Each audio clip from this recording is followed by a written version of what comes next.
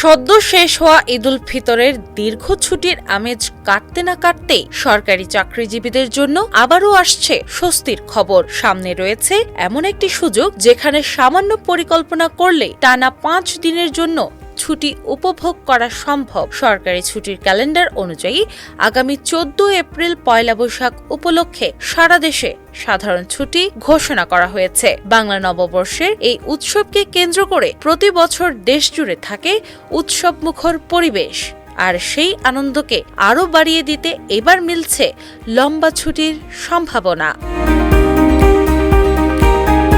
14 April মঙ্গলবার সরকারি ছুটি থাকলেও এর ঠিক পরের 2 কর্মদিবস বুধবার 15 এপ্রিল এবং বৃহস্পতিবার 16 এপ্রিল যদি কেউ ব্যক্তিগত বা বার্ষিক ছুটি নিতে পারেন, তাহলে সহজে একটি টানা ছুটির পরিকল্পনা করা সম্ভব।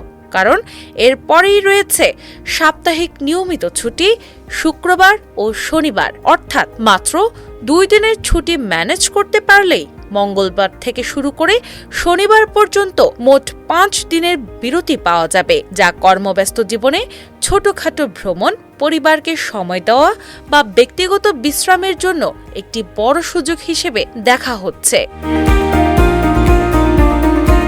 বিশেষ করে যারা ঈদের ছুটিতে বাড়ি যেতে পারেননি কিংবা ভিড় এড়িয়ে শান্ত পরিবেশে কোথাও ঘুরতে চান, তাদের জন্য এই ছুটির সুযোগটি হতে পারে দারুণ একটি সময়। অনেকেই ইতোমধ্যে এই সময়কে সামনে রেখে ভ্রমণ পরিকল্পনা শুরু করেছেন বলে জানা গেছে।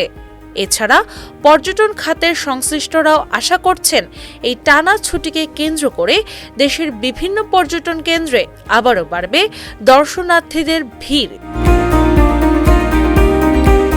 হোটেল রিসোর্ট ব্যবসায়ীরা মনে করছেন ঈদের পরপরই এমন একটি ছুটির সুযোগ তাদের ব্যবসায় নতুন গতি আনতে পারে।